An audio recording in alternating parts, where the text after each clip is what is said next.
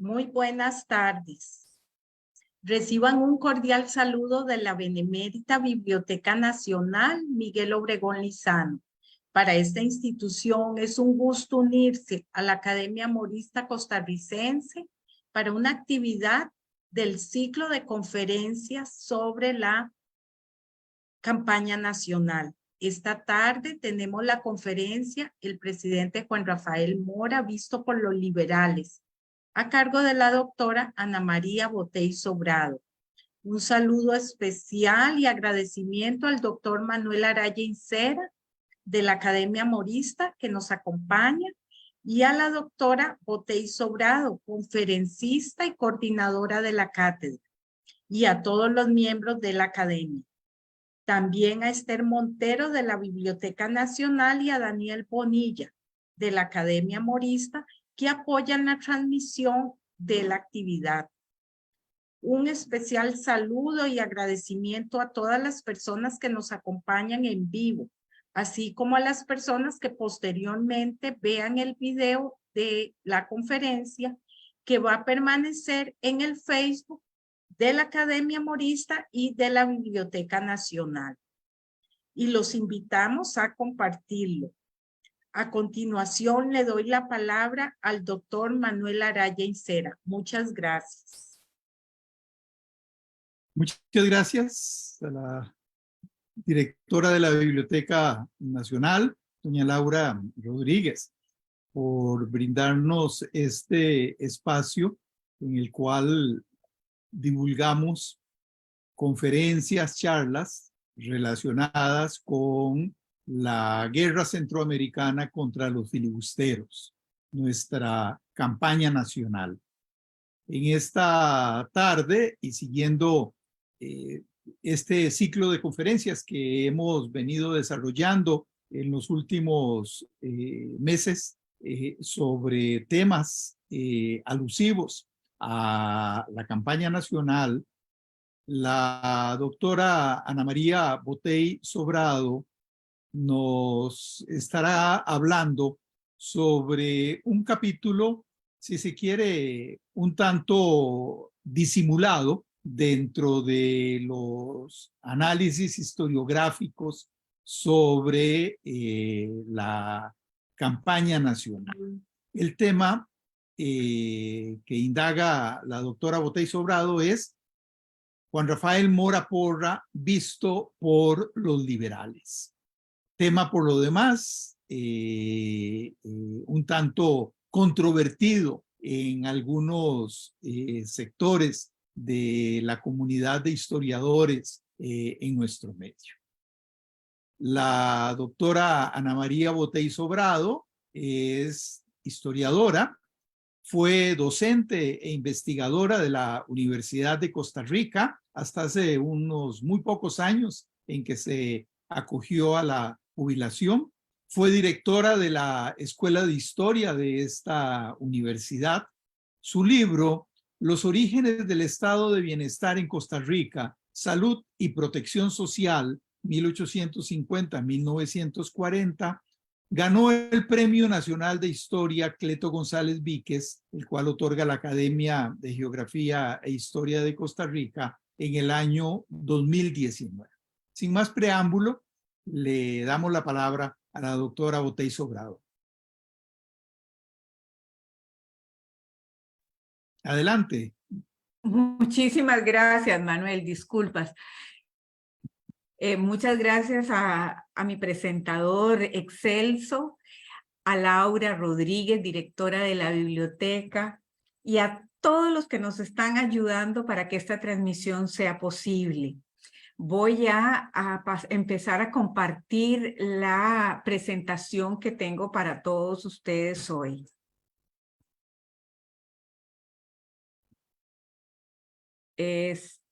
Aquí, pum, pum, pum, ya vamos. Ay, Dios, aquí. Espero que la estén observando. ¿Se ve? Perfecto. Ok, perfecto. Bueno, el objetivo de esta conversación de esta tarde tiene que ver con dos cosas. Uno, analizar esa visión liberal sobre el presidente Juan Rafael Mora durante sus administraciones, especialmente en la campaña nacional 56-57. Recuerden ustedes que los liberales, en realidad, todos los creadores de esa reforma liberal del último tercio del siglo XIX, inician esos proyectos de reforma, la Constitución de 1871, la reforma educativa de 1885-86 y el Código Civil del 88, 1888, todo esto inicia en la administración de don Tomás Guardia hacia 1870. Aquí están esos primera generación de liberales que florece con la generación del Olimpo, ¿verdad? De la última década del siglo XIX.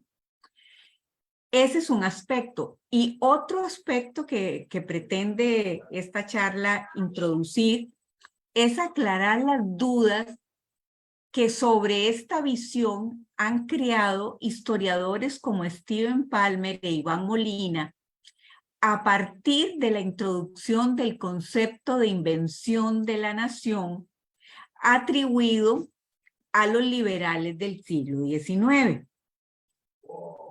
Como veremos, Steven Palmer, el historiador canadiense, que ha hecho muy importantes aportes, él introdujo hacia 1994 el concepto de invención de la nación.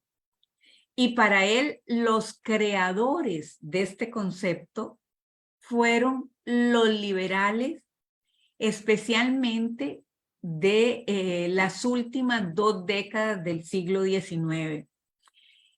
Todo esto él lo expone en el artículo que inició en 1994, que se denomina Sociedad Anónima Cultura Oficial Inventando la Nación en Costa Rica, 1848-1900.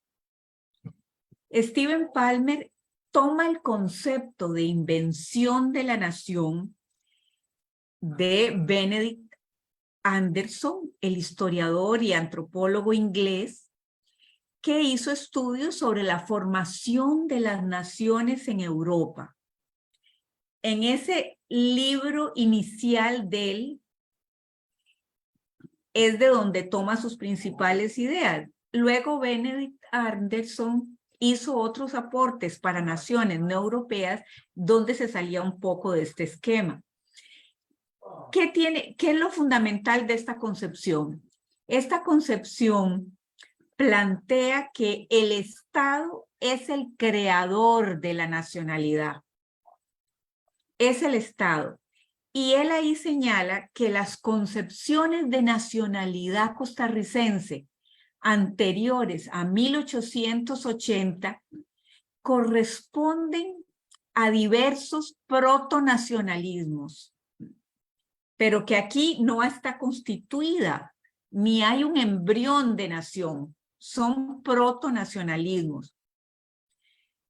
Él considera que una idea coherente de nación va a surgir hasta 1880 en la forma de un nacionalismo producto de las imaginaciones de los intelectuales liberales que trabajaban alrededor del Estado para que este nacionalismo creado desde el Estado se disemine desde arriba por medio de instituciones y actividades como complemento de ese paquete de las reformas liberales que les hablé.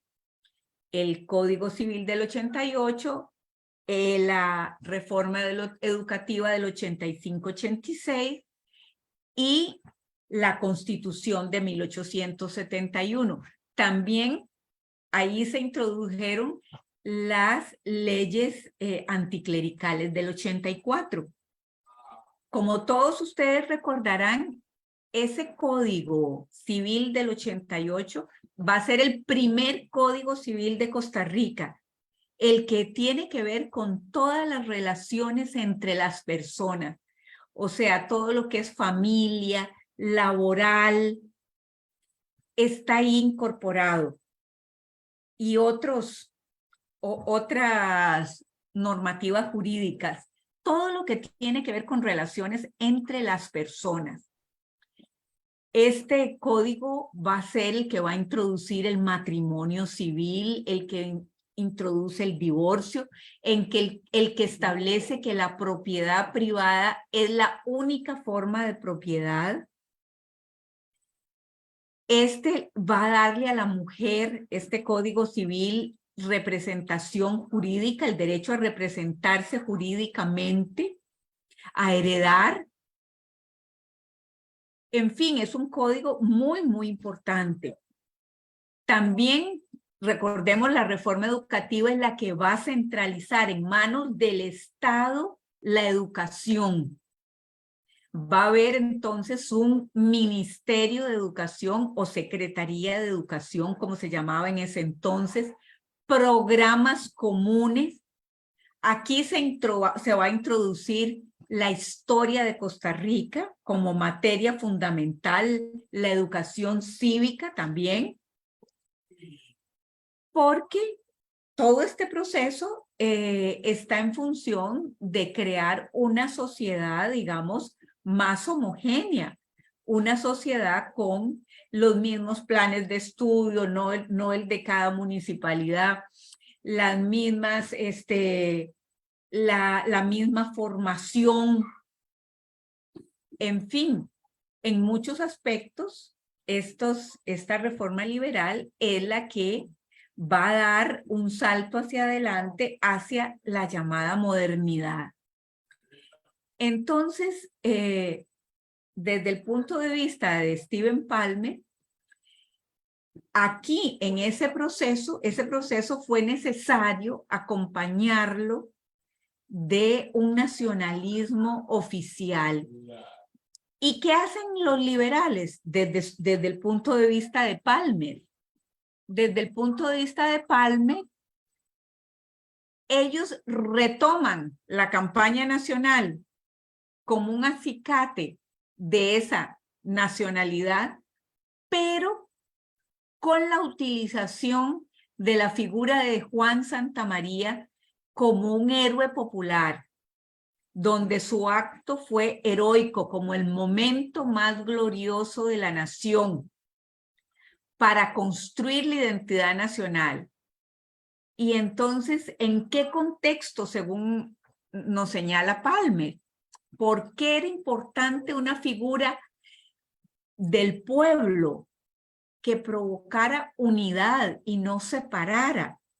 Según ellos, porque, y en esto pues hay algo mucho de razón, porque el capitalismo agrario había generado alguna desigualdad social, aunque muchos campesinos habían prosperado también, y entonces, y además esto se fue acompañando de una distancia cultural entre campesinos y la élite. ¿Por qué una distancia cultural? Porque la élite comenzó a viajar a Europa, creó su teatro nacional, la élite miraba con admiración todos los aportes culturales europeos de la Europa occidental, atlántica, mientras que el campesinado seguía siendo conservador, católico, le hacía muchísimo caso a los sacerdotes que, por ejemplo, se espantaban con los teatros, el Teatro Mora, que se creó en la época de Juan Rafael Mora, fue muy criticado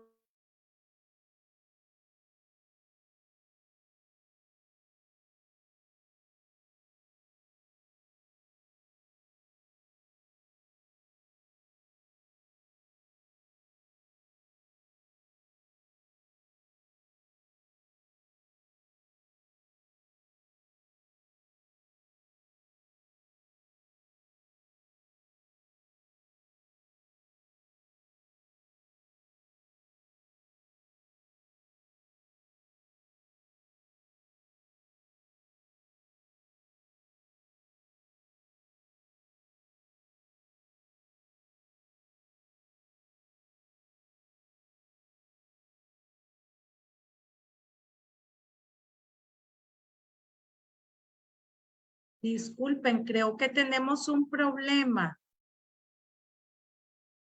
Se cortó la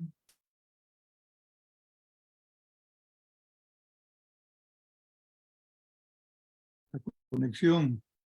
conexión. Esther, se salió doña Ana María, ¿verdad? Así es. Entonces, usted la colgó, el envío. No,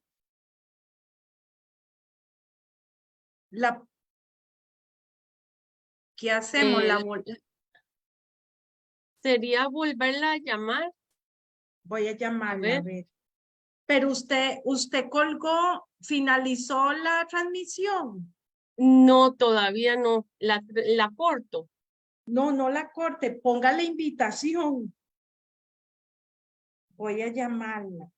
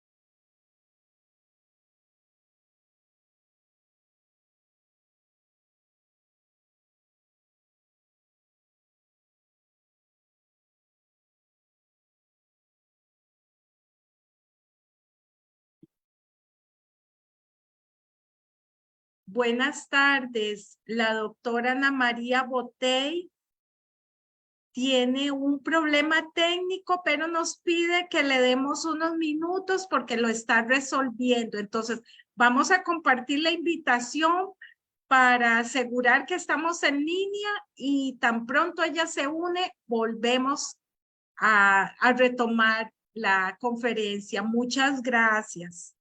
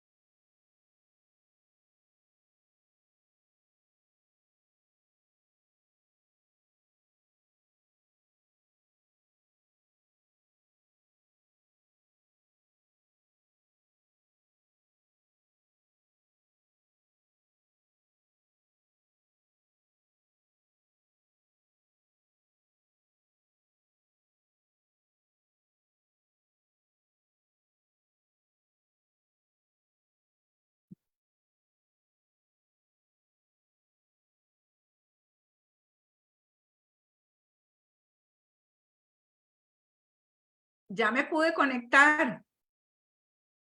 Gracias. Ya va a dejar de compartir la invitación y reanudamos. Ay, perfecto. Espérate para ver.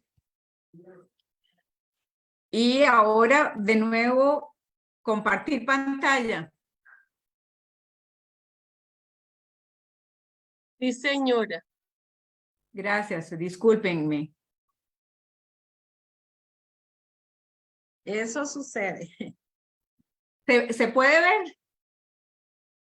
Sí. Bueno, Perfecto. ay, discúlpenme todos los que estaban oyendo esta transmisión, pero gracias a mi hijo que trae un aparatito que no sé ni cómo funciona, pude resolver este problema porque se nos fue la luz y no se había ido el internet y se fue la internet. Bueno, vean, vamos a retomar. Les decía que Palmer plantea el rescate de la campaña nacional y de Juan Santamaría como un héroe popular que representa al pueblo en un afán de unir y de crear una identidad nacional y de decirle al costarricense que el mayor sacrificio que se puede hacer por la patria es entregar su vida. ¿En qué contexto esto? Con una amenaza que hay en el 84 de guerra de parte del dictador guatemalteco Justo Rufino Barrios, quien se proponía revivir la República Liberal, no por las buenas, sino por las malas, y ya había invadido El Salvador. Ahí precisamente en una batalla va a morir y con él muere esa desventurada idea. Entonces, Palmer toma este contexto y dice, bueno, aquí fue cuando la nación fue creada, pensada, reflexionada. ¿Por quién? Por liberales al servicio del gobierno, que querían usar la figura de Juan Santamaría para crear un punto de unión. Posteriormente, ay, Dios mío, estoy viendo que seguro me paré en la presentación. No quiere caminar esta presentación. Ay.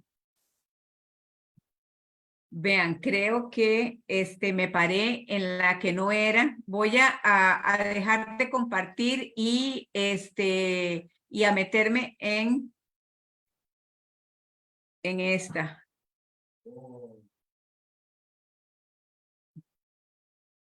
Ay, no.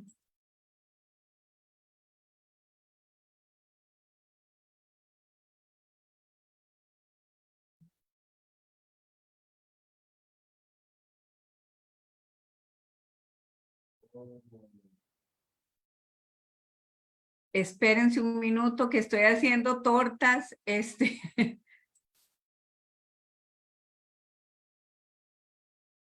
A ver.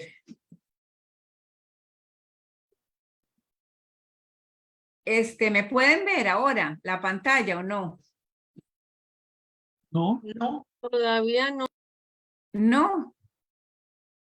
Ay, Dios mío, voy a devolverme entonces. Ay, chicos, qué problema. A ver. Vamos a ver.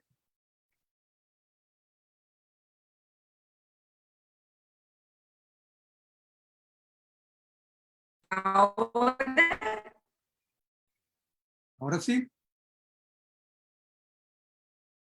Ahora sí. Ay, qué dicha. Qué dicha que tienen tanta paciencia y que me están avisando de todo.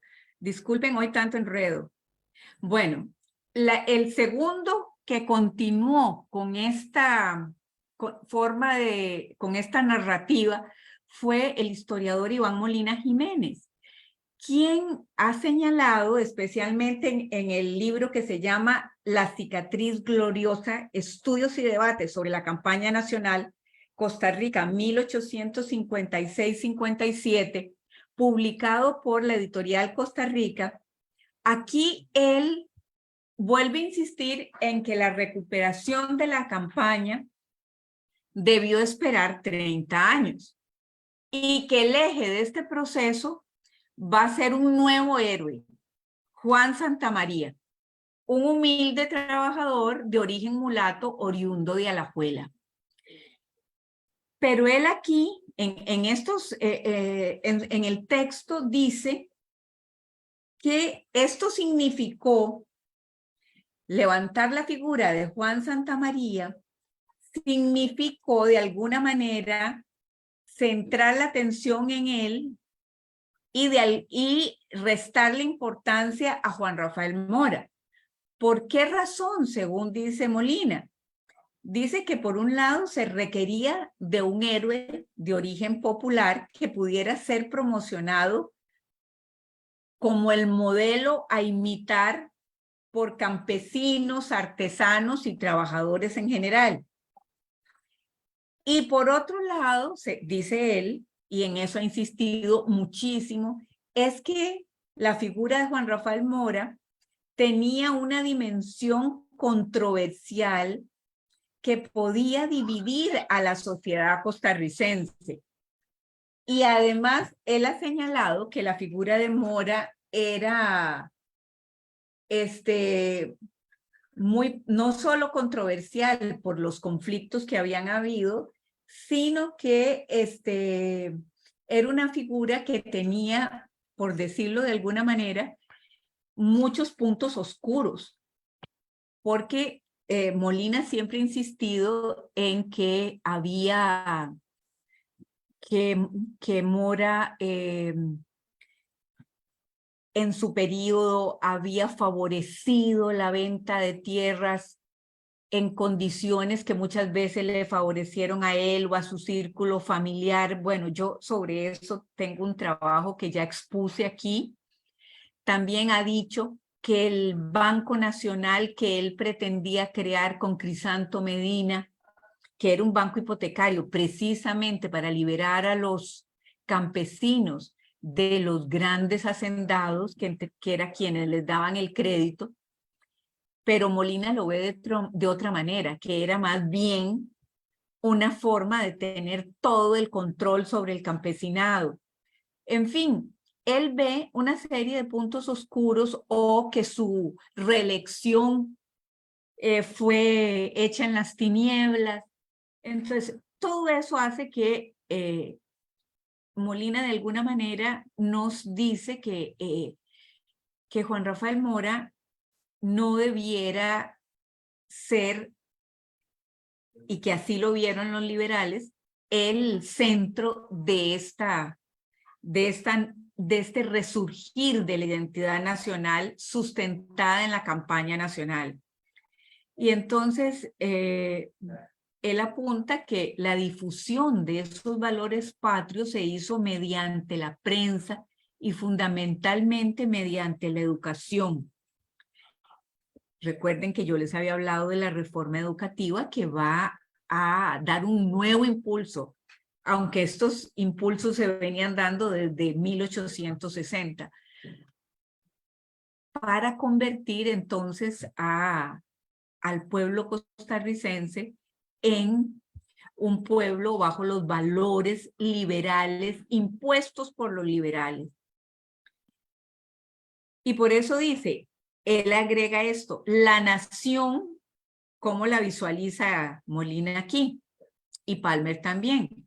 En tanto comunidad imaginada y compartida por todos, pese a las diferencias económicas y culturales, permitió alcanzar una nueva unidad al finalizar el siglo XIX, cuyos símbolos principales fueron la estatua de Juan Santamaría y el Monumento Nacional de 1895. Ese es es entonces, la nación es una comunidad imaginada. O sea, nosotros no sabemos quiénes son todos los costarricenses, pero sí nos sentimos parte de los costarricenses, pese a las diferencias. Nos sentimos integrados, aunque desde la perspectiva de ellos, esta integración se hace en función de valores que la gran masa no ha escogido, sino que han escogido los creadores de la invención. Entonces, por eso Molina dice, ¿el resultado cuál es? La integración creciente de campesinos, que esto, desde su perspectiva, y en eso tiene razón, se va a ver fortalecido con el voto directo en 1913, que ese es un gran proyecto de un conjunto de diputados, especialmente de don Ricardo Jiménez, quien lleva adelante este proceso, y va a consolidar el concepto de ciudadano cuando se establece el voto directo, porque anterior a esto, a 1913, para los que no estén muy conocedores de la historia, ¿cómo eran las votaciones en Costa Rica? Bueno, eran de 2 grados. Primero votaban todos los hombres mayores de 20 o 21 años. Eso dependía de las constituciones. Creo que en este periodo era de 21. Que los de 18 solo que fueran casados, tuvieran un oficio conocido o tuvieran ¿cómo se llama? Una manera de defenderse. O sea, que eran prácticamente todos los hombres los que votaban en el primer sufragio, y estos elegían electores. Los electores sí tenían otros requisitos. Tenían que saber leer y escribir, y tenían algunos requisitos patrimoniales. Pero con el voto directo en 1913, todos los hombres, conste que no las mujeres, iban a tener acceso al voto. Molina atribuye a Lorenzo Montúfar, y en esto tiene razón, quien es un liberal, el primer trabajo histórico de gran calado sobre la campaña nacional y la guerra centroamericana, que se llama Walker en Centroamérica, que fue publicado en Guatemala en 1887. Lorenzo Montúfar era originario de Guatemala. Sin embargo, él vivió entre nosotros muchísimos años y fue canciller en el periodo de la campaña nacional. Fue también rector de la Universidad de Santo Tomás. En fin, fue un hombre muy connotado y muy querido entre los círculos intelectuales de Costa Rica, muy reconocido. Este libro de Lorenzo Montúfar urgía porque fue una especie de respuesta al libro de William Walker, publicado en 1860, que se llama, La Guerra en Nicaragua. Y entonces el gobierno de Costa Rica promovió que Lorenzo Montúfar recibió recursos de parte del gobierno de Costa Rica y de parte del gobierno de Guatemala para que recuperara, y él lo hizo en forma excelsa, en 3 volúmenes gigantescos, la guerra centroamericana. Él le da una visión centroamericana, Walker en Centroamérica. Ay, disculpen si oyen mucho ruido, pero es que andan viendo a ver qué pasa con la electricidad.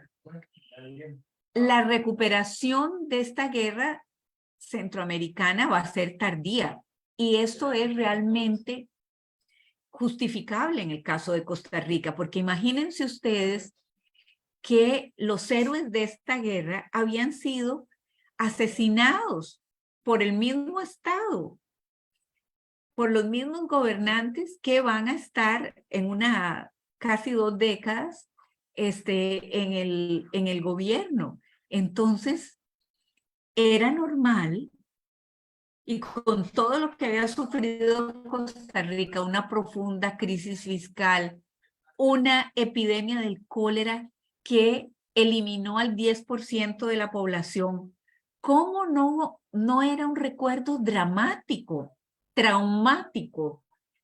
Realmente yo hoy me pongo a pensar, después de haber vivido la epidemia del COVID y todo lo que significó para los costarricenses, lo que debió haber sido esta experiencia en 1856. Entonces, no era fácil ni recuperar ni escribir sobre la guerra. Había que esperar. Y por supuesto que no solo Montúfar fue el que escribió con esa dimensión centroamericana, sino que ya en el nicaragüense Jerónimo Pérez escribe 2 tomos entre 1864 y 1873. Y Molina insiste en que hay pocas publicaciones sobre la campaña nacional y que lo que sobre todo hay hasta época reciente es una importante publicación de documentos y de ensayos de carácter limitado. Ya eso no es tan cierto desde que don Rafael Obregón Loría escribió el libro gigantesco sobre la campaña nacional 56-57, en 2 versiones, publicado por el Museo Juan Santamaría, y una serie de libros que se han publicado recientemente. Ahora, el balance de Molina sobre las figuras de Mora y Santamaría, él dice que, en primer lugar, Palmer en ningún momento se refiere a Mora, sino que su análisis se centra en el héroe popular Juan Santamaría como el eje de la nacionalidad. Y Molina dice que los liberales no desconocen el liderazgo, como les había dicho, pero que centraron su atención en Juan Santamaría, por todo lo que les había planteado previamente. Sin embargo, vamos a ver que yo me he llevado la gran sorpresa de que eso no es tan cierto.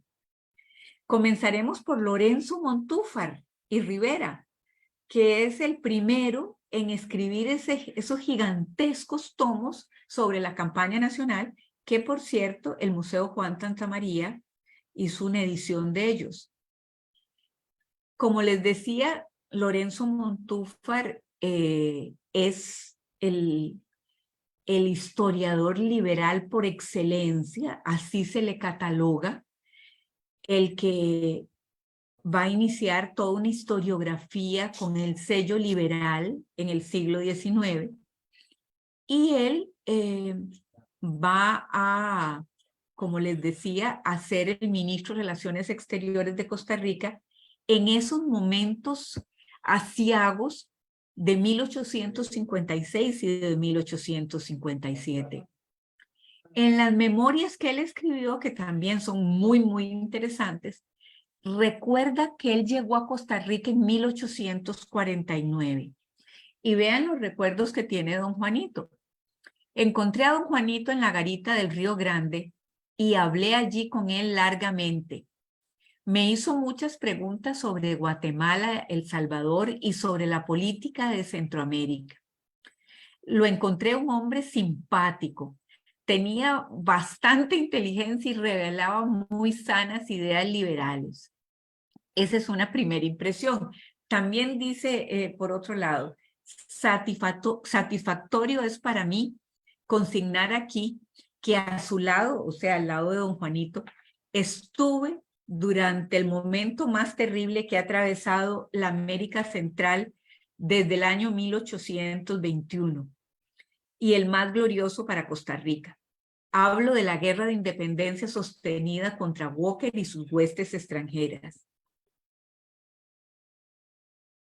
Lorenzo Montúfar incluso llegó a negar la existencia de Juan Santamaría, porque consideraba y esto lo dice otro historiador guatemalteco, Arturo Taracena, Arturo Taracena, comentando la publicación del Museo Juan Santamaría de los tomos de Lorenzo Montúfar sobre la campaña nacional, dice que él tiene la impresión de que Montúfar niega a Juan Santamaría porque consideraba que Juan Rafael Mora era el héroe por excelencia de la campaña nacional, por el talento de estadista demostrado en esa guerra centroamericana.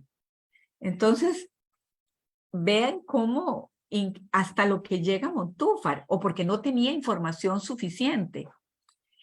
Y él dice aquí, hablando de Mora, en el libro sobre la guerra centroamericana, el presidente Mora comprendió que el decreto que hizo Walker el 23 de noviembre de 1855, invitando a extranjeros a venir a Nicaragua, estaba dictado en combinación con el Partido Esclavista de Estados Unidos para hacer venir a gran número de inmigrantes de esa escuela y producir el resultado que deseaba.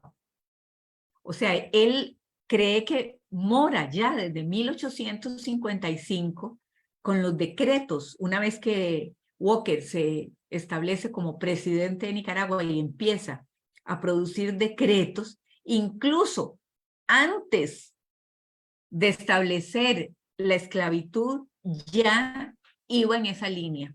Entonces él ve que es un gran visionario. Y agrega, Mora era uno de los hombres menos anexionistas que ha tenido la América Central. Él tenía una gran confianza en el porvenir y pensaba que las repúblicas centroamericanas un día se engrandecerían. Esa idea que abrigaba y la mala fama del partido esclavista indujeron al presidente Mora a prepararse para la guerra. Y en otras partes agrega, no era militar el señor Juan Rafael Mora, su carrera había sido el comercio. La bondad de su corazón y el bien de su patria le produjeron una popularidad que no había visto entonces en Costa Rica. Y entonces él agrega aquí, entre paréntesis, cuando enunciaba pensamientos suyos era oportuno. El autor de esta línea recuerda haberlo oído varias veces hablar en público con precisión. Ascendió al poder y le tocó la honra de dirigir la Guerra Nacional 56 y 57. Y con respecto a las dificultades de la guerra, de la batalla de Rivas, que todos ustedes saben por otras conferencias que esa batalla fue muy cruenta, que el ejército costarricense fue tomado de sorpresa cuando vieron a Walker ya ingresando a Rivas, y que realmente les costó muchísimo sobreponerse a ese primer momento y que Walker estuvo muy cerca, pero muy, muy cerca de llegar al cuartel general y de tomar presos a los principales militares y dirigentes de la guerra. Pero vean el balance que hace Montúfar. Montúfar dice, obtener un triunfo después de una sorpresa es difícil. Los granadinos, o sea, los habitantes de Granada, no pudieron restablecerse de la sorpresa que con 100 hombres les dio Walker. Fue preciso que toda Centroamérica se pusiera en movimiento para salvarlos. O sea, que los ejércitos de Honduras, Guatemala y El Salvador les ayudaran. Sin embargo, Mora, o el ejército costarricense dirigido por él, se sobrepuso a la sorpresa de Rivas. Vean ustedes la altura moral e intelectual que le transfiere Lorenzo Montúfar. Y continuamos con Ricardo Fernández Guardia, que es considerado el historiador liberal por excelencia y príncipe de los historiadores, quien escribió también sobre la campaña nacional. Y vean ustedes las cosas que dice cuando el Congreso aprueba en 1926 erigir un monumento a don Juan Rafael Mora por unanimidad de votos, ¿verdad? Y entonces dice él, dice don Ricardo, Centroamérica estuvo a punto de perder su independencia, salvándola Juan Rafael Mora de tan terrible peligro. Su memoria merece por consiguiente ser honrada por todas las naciones de nuestra raza y su nombre en el libro de oro de los grandes libertadores. En otro párrafo nos dice, los gobiernos de Guatemala, El Salvador y Honduras miraron al principio con pasmosa indiferencia lo que sucedía en Guatemala. Afortunadamente, el presidente de Costa Rica, Juan Rafael Mora, vio desde el primer instante toda la gravedad de la situación, esforzándose por hacer comprender el peligro común a sus colegas de aquellos estados hermanos y que se dispusieran a conjurarlo. O sea, aquí le está dando a Mora esa capacidad de conocer, de adelantarse, de interpretar ese momento histórico tan difícil de la mejor manera. Porque eso es cierto, incluso Costa Rica mandó emisarios al gobierno de El Salvador y al gobierno de Guatemala. Mandó emisarios para decirles que había que estar presto a sacar a Walker de Centroamérica, porque el problema no era solo para Nicaragua ni para Costa Rica, porque recuerden ustedes que Walker mandó un emisario que Juan Rafael Mora se negó a recibir, y ese emisario lo que traía era una amenaza directa: o se entregaba a Guanacaste o se pagaba una suma gigantesca de dinero en compensación. Y él se negó a recibirlo y más bien lo que hizo fue prepararse para ir a detener a Walker, y tuvo toda la razón, porque cuando el ejército de Costa Rica llegó a Santa Rosa, ya Walker había traspasado la frontera costarricense, ¿verdad? Entonces, muchísima razón. Nosotros podemos señalar muchos errores de Juan Rafael Mora, pero no podemos dejar de reconocer esa grandeza. Vean lo que dice Ricardo Fernández Guardia.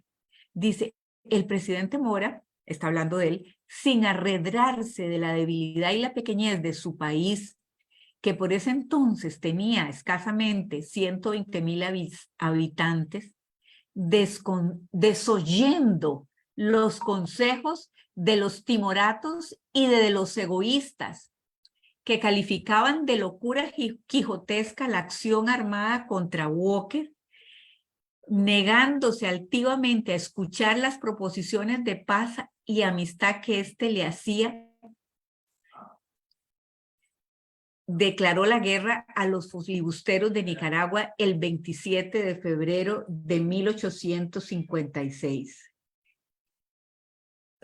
El pueblo de Costa Rica lo siguió a don Juanito, como lo llamaban todos, acudió delirante de entusiasmo patriótico a empuñar las armas, siguiendo lo que dijo Mora: antes la muerte que la esclavitud, había dicho Mora, y estas palabras se traducían fielmente en el sentimiento popular.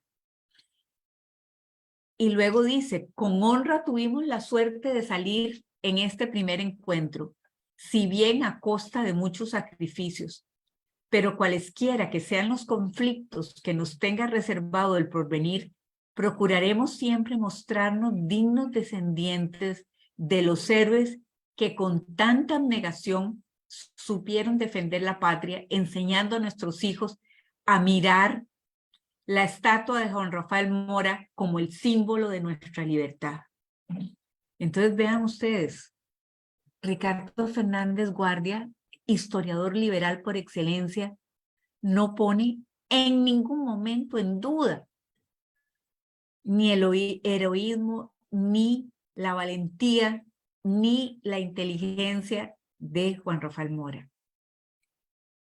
Ahora vamos con un gran también extranjero cubano, que era doctor en Derecho, Antonio Zambrana, quien fue profesor de toda esa pléyade de intelectuales liberales del Olimpo de 1889. Y veamos lo que dice Antonio Zambrana en una conferencia que dio el 1 de mayo de 1895 en el Congreso Nacional, donde él habló de la campaña nacional que constituyó, dice, la afirmación heroica de la independencia y la personalidad de toda Centroamérica y de una manera bien especial de Costa Rica. Y luego agrega, gracias a aquel grupo de leones comandados por don Juan Rafael Mora, don José María Cañas y don José Joaquín Mora, se afirmó en América la independencia. Porque como ustedes recordarán, esa independencia de 1821 no estuvo exenta de conflictos, pero la realmente independencia se reafirma y consolida derrotando las huestes de William Walker, quien había sido invitado por los nicaragüenses, un sector de los nicaragüenses, de los liberales nicaragüenses, para derrotar a los conservadores nicaragüenses. Pero que William Walker tenía otros planes y rápidamente los puso en práctica, ¿verdad? No le interesaba para nada el conflicto en Nicaragua, lo que él quería era otra cosa, anexionar toda Centroamérica a el sur de los Estados Unidos, a la Confederación, a los estados esclavistas. Y luego agrega, en medio de la crisis sobresale el ínclito presidente Mora, magistrado modelo, que llevó el timón con previsora prudencia, si la mar está quieta, y con arrojo obstinado cuando los vientos hierven y se alborote el océano. Fue símbolo cabal, y no cabe elogio más merecido de aquella Costa Rica sufrida, resuelta, heroica, generosa, que ni en aquel momento ni ahora gusta de arrebatos líricos para expresar la fraternidad centroamericana, dio en ese momento extraordinario un símbolo cuyos merecimientos claman por alguno de la espérense para ver qué dice. Uy, Dios mío,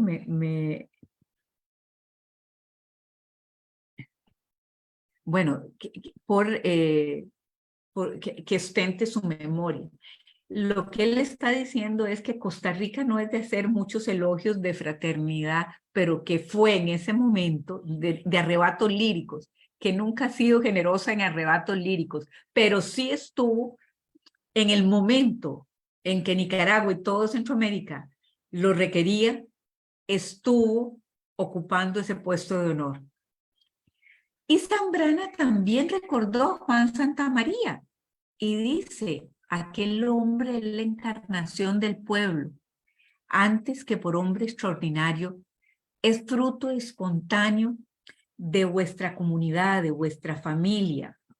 Vean entonces que Zambrana no deja duda de que Juan Santamaría es el gran héroe popular, pero es tan héroe como el presidente Mora, que tuvo el timón con previsora prudencia en ese contexto tan difícil. Otro gran liberal, historiador, es don Cleto González Víquez, miembro de esa generación del Olimpo. Y don Cleto, como buen historiador, reconoce que es importante la distancia que el tiempo ocupa en la mente de aquellos que vivieron esos momentos trágicos, pero señala que era importantísimo empezar a escribir y recordar y rememorar esa gesta tan heroica, tan fundamental para Costa Rica, y aunque no deja de hacer críticas profundas a Mora, no le deja de reconocer sus inmensos servicios a la patria. Vean lo que dice. Mora y Cañas invadieron, es verdad, creyendo a buen seguro que así complacían a muchos costarricenses cuando llegaron en 1860, llamados por un sector de los costarricenses, y pensando que con ellos restablecían el derecho y volvían por los fueros del orden constitucional. ¿Por qué? Porque a don Juanito le habían dado un golpe de Estado. Grave era, no sé qué era lo que decía aquí, grave era probablemente su error, pero debió recordarse que se trataba de dos héroes de la independencia que habían prestado a Costa Rica y a Centroamérica el servicio más eminente. Pudo habérseles escarmentado en otra forma, prisión o destierro. Pudo privárseles de sus bienes para cubrir los gastos de la defensa, pues así estaba decretado. Pero él consideraba que no, en ningún momento debió haberse tomado la decisión de fusilarlos, porque esa decisión no respondió a los intereses nacionales. Sí, vean lo que dice. Además, llena de amargura pensar que la muerte de Mora obedeció mucho no a conveniencias del Estado y a necesidades de gobierno, sino a venganza de agravios personales. Nuestro juicio sereno y desapasionado considera que el sacrificio de Mora y Cañas era innecesario. Era innecesario y fue altamente perjudicial, no solo por el descrédito que extrajo a Costa Rica, también porque sembró por largo tiempo odios profundos en una sociedad pequeña donde podría surgir y valer solo por la unión y concordia de todos los individuos. Bueno, aquí nos está dando una gran lección. Como muchos otros historiadores hoy han demostrado, en realidad esa fue una decisión sustentada en intereses personales, en no querer pagar las deudas que tenían con Juan Rafael Mora, en venganzas. Por ejemplo, Máximo Blanco le cobraba a Mora varias cosas, entre ellas, cuando Mora llegó a la presidencia en 1849, le tocó ver que los militares se imponían a los civiles y él tuvo que plantársele a los militares y además hacer varios cambios, y como estos militares mostraron conductas inapropiadas con el gobierno civil, tuvo que desterrar a varios, y entre ellos a Máximo Blanco. Sin embargo, Mora no era vengativo, rápidamente los perdonó y los hizo volver. Y vean qué interesante también, leyendo el libro que hizo don Armando Vargas Araya, que se los recomiendo mucho, Polifonía del Padre de la Patria, que son una inmensa cantidad, como 80 o 90 trozos, de los cuales yo he cogido muchos hoy.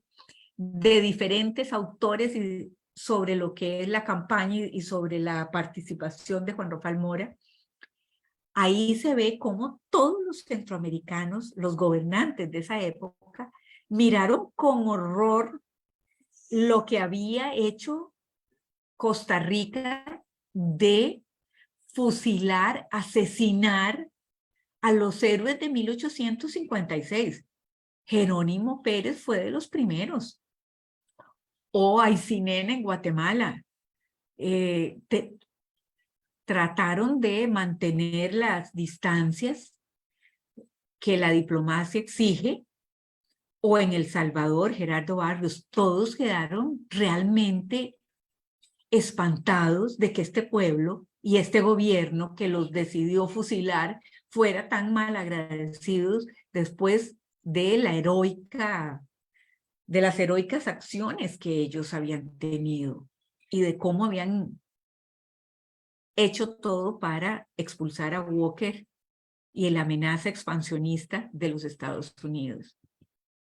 Don Tomás Soler Güell, quien fue ministro de Hacienda, a él lo he rescatado no para que hable de don Juanito y la campaña, sino para que nos hable de los 10 años de gobierno de Mora, de algunos aspectos.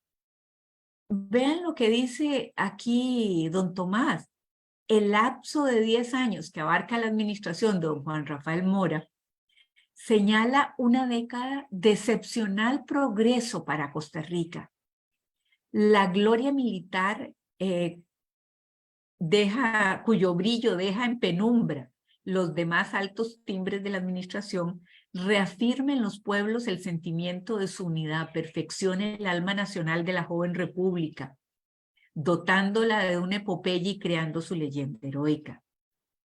Es en esta administración, dice don Tomás, que Costa Rica entra de lleno en la vida internacional, firmando tratados de paz, de comercio y amistad con todas las naciones. A esta administración le tocó, dice él, inaugurar el primer teatro formal levantado con fondos municipales, organizar el alumbrado de San José y reglamentar el cuerpo de serenos, construir los edificios de la Universidad de Santo Tomás, a la que Pío IX declaró pontificia, construir el Palacio Nacional, que era donde estaba lo que hoy llamamos la Asamblea Legislativa, o sea, el Congreso, el Ejecutivo y la Corte, la Fábrica Nacional de Licores y el Hospital San Juan de Dios. Vean ustedes, todos símbolos del progreso. El país que andando el tiempo habría de considerar como un honor el hecho de tener más maestros que soldados, en esta administración continuó los esfuerzos en pro de la enseñanza pública. Incluso estos esfuerzos no se interrumpieron por las preocupaciones de la guerra con Walker, ni la plaga del cólera y la plaga de la langosta también, que asolaron la población y los cultivos. La langosta es como un grillito que se come todo. Múltiples fueron las disposiciones dadas para dotar de escuelas a las poblaciones y de recursos a las municipalidades para atenderlas. Y sigue hablando don Tomás del desarrollo de Punta Arenas, que demandó crear un hospital también, con las rentas para su funcionamiento. Y con respecto a nuevas vías, fue constante el esfuerzo de la administración, especialmente para conectarnos con el Caribe o el Atlántico, como se decía en esa época. Luego, hay una enorme concesión de tierras para el desarrollo agrícola. Soler explica cada uno de los decretos que se promulgaron en el año 50, 52, 53, 55, 57, 58, 59 para favorecer la creación de nuevos propietarios, nuevas industrias. Aquí hubo muchos esfuerzos, pero el que se concretara fue una fábrica de cervezas y se reglamentó la explotación de hule.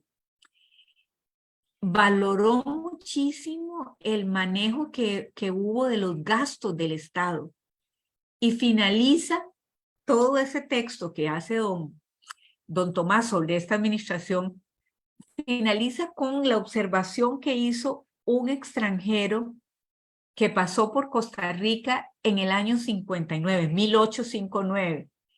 Dice este extranjero, al pasar por Costa Rica, no había en Costa Rica ninguna huella de pobres, mendigos, de esos desheredados de fortuna tan comunes en los caminos de Europa. Los capitales de 50,000 a 100,000 pesos son bastante comunes aún en los campos y el más pobre posee una casa, un caballo y creo que dice que 1,000 pesos. Entonces vean ustedes que don Tomás realmente se siente satisfecho de lo hecho en esa administración. Y don Ricardo Jiménez Oriamuno, un liberal muy particular, porque en algunas cosas no fue tan liberal, pero considerado como liberal, insiste en que lo que hicieron los abuelos en la campaña nacional será siempre luminoso. Lucharon los costarricenses por lo único que es lícito hacerlo, dice, por defender su existencia y su libertad. En esa ocasión, si los soldados valieron mucho, no menos valieron sus jefes. Las páginas de esa campaña están llenas de episodios y de gestos que parecen escritos para la gloria. El presidente Mora, con su tenacidad, con su visión, con su resolución, consiguió arrastrar al pueblo al cumplimiento de su deber y a su defensa. Y Cañas dice, es una figura sin igual, por su valor, por su inteligencia, por su bondad con los soldados. También se refiere a la estatua de ambos, de Juan Santamaría y del presidente Mora. Dice, la estatua del soldado de Alajuela y la del presidente Mora en esta capital le dicen a las generaciones de hoy y a las que han de seguirlos, como a la hora de un real peligro nacional, los ticos cumplieron con sus deberes. La pátina del tiempo embellece cada día más la estatua de Juan Santamaría y eso mismo acontece con la memoria del héroe. Cuando Mora tomó la trascendental decisión de ir a la guerra, no faltaban aquí voces discordantes y aún durante la guerra propaganda derrotista. Pero nada hizo retroceder a Mora. Entonces vean ustedes que y continúan. En ningún momento están los liberales dejando a Mora fuera de esta reivindicación, de esta rememoranza de la campaña, de esta recuperación. Y dice, pero con el tiempo aquellas voces se han sumergido en el olvido, en cambio se han levantado y pasan reverentes las multitudes ante las estatuas de don Juanito y del Erizo. Mora el patricio y el caudillo, y Juan Santamaría el corneta, mártir, los representan en aquel trance memorable en que asentada como una roca quedó asentada como una roca la soberanía de la nación. El tiempo habrá de corroer sus estatuas y el tiempo habrá de agrandar sus vidas, el imán de la grandeza. Entonces, aquí también corroboramos que no hay en realidad, no hay el levantamiento de Juan Santamaría para el opacamiento de Juan Rafael Mora. Entonces, en la conclusión, decimos que los liberales del último tercio del siglo XIX se preocuparon de rescatar la historia heroica de 1856-57, como correspondía. Esa era su tarea, que no quedara en el silencio, aquel silencio en que la habían asumido el asesinato de Estado de sus principales líderes, porque como muy bien lo dice Tomás Federico Arias en su trabajo, fue un asesinato de Estado el que hicieron con los principales líderes de la campaña nacional, Juan Rafael Mora, José Joaquín Mora y el general José María Cañas. Y otra cosa interesante, no hubo que esperar a la década del 80, como dice Steven Palmer, sino que ya en 1873 los diputados Rafael Barroeta, Miguel Macaya y Carlos Sancho son los autores de una moción en el Congreso con la complacencia del presidente de la República, don Tomás Guardia, para que se le hicieran honras fúnebres, las que se le habían negado y se habían escondido incluso los restos de don Juan Rafael Mora, pero fueron rescatados por unos ilustres amigos extranjeros. Honras fúnebres para don Juan Rafael Mora. Y señalaron en su texto que el tiempo ha despejado las nubes que oscurecían los méritos y servicios de don Juan Rafael Mora y que la historia le debe hacer honor. Dice, los ojos de los costarricenses, ante los ojos de los costarricenses, los grandes importantes servicios que el eminente repúblico prestó a la patria, los sacrificios que por ella hizo en su carrera política. Quien se crea libre de culpa se atrevería a lanzar la primera piedra, dice. Una falta deberá borrar un positivo valioso servicio. La deuda que contrajo Costa Rica con el esclarecido patriota don Juan Rafael Mora quedaría saldada con las faltas que más tarde se le enrostraron, faltas las que pagó con su vida. No queda entonces viva la deuda y viva la obligación de pagarla. Y en realidad,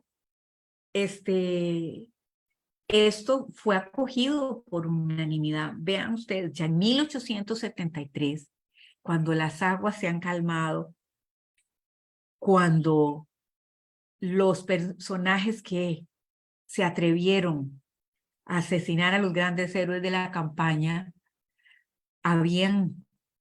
se habían alejado del poder, era lógico que se retomara la campaña nacional, que era la gran epopeya de este pueblo, la que había consolidado su independencia. Y era lógico también que se buscara que Lorenzo Mostúfar escribiera esos tomos y que se buscara que se retomara la campaña. Probablemente también jugó su papel la amenaza de, no vamos a decir que eso no es cierto, la amenaza que impulsaba Justo Rufino Barrios de crear la República Federal Centroamericana a sangre y fuego, y probablemente también jugó su papel la necesidad de fortalecer la unidad de los costarricenses, porque todos los políticos de esta época y del presente saben que Costa Rica no puede salir avante si el tejido social está roto y deteriorado como en la actualidad. Cuando cada sector jala para su saco, cuando los intereses corporativistas de unos y de otros se quieren imponer. Solo la negociación, la búsqueda del bien común nos puede a todos hacer avanzar. Y por eso es que la política, como lo acaba de decir el Papa, la política es realmente un deber de los cristianos. ¿Por qué? Porque la política busca el bien común y esa es la tarea de los cristianos y de todos los hombres de buena voluntad. Así es que llego hasta aquí Y quería concluir con esto. Creo que leyendo a los liberales y leyendo ese libro que compiló muy bien don Armando Vargas, se darán cuenta que los liberales en ningún momento pusieron en segundo lugar la imagen de Mora, ni su papel en la campaña. Don Cleto criticó que se hubiera vuelto a elegir, porque don Cleto, como buen costarricense, consideraba que la reelección no le gusta a los costarricenses.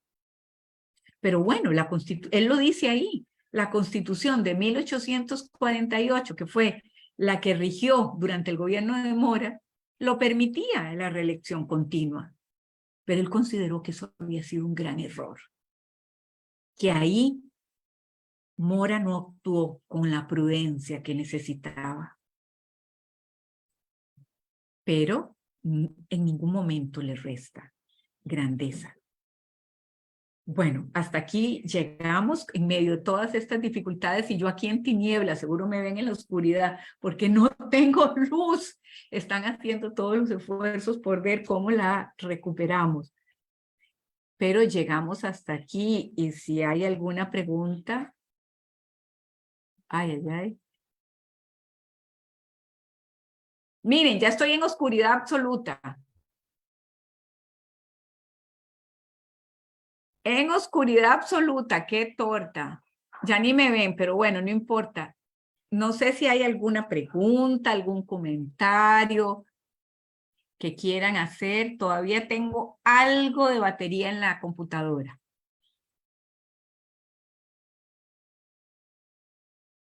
Tenemos aquí una pregunta de don Jorge Vargas. Dice, tengo entendido que después de la muerte de Mora en 1860, se creó un héroe popular sustituto para rescatar el recuerdo de la guerra, pero que relegara a un segundo plano a Mora. De ahí, como usted lo indicó, la figura de Juan Santamaría como identidad nacional, pero convirtiendo a Mora en tabú. Y Bueno, después, perdón, no, los no, no. demás son felicitaciones. Ay, tan lindo. Bueno, vean, quiero creer que demostré que no fue así. En realidad, Juan Santamaría sí estaba en la cultura popular alajuelense. Ellos, el batallón alajuelense que estaba unido y que vio a Santa María ofrecerse, estaba totalmente consciente de que era un héroe que había fallado en su intento de sobrevivir, pero que no había fallado en su intento de contribuir a la quema del Mesón. Y los cartagos también reivindicaban a un cartaginés, ¿verdad? Pero lo que han dicho Palmer, Molina y otros más es que Mora salió de todos estos héroes por su controversial figura. Pero yo creo demostrarles que los liberales, que fueron quienes rescataron o recuperaron la memoria de la campaña, no dejaron a Mora en un segundo lugar.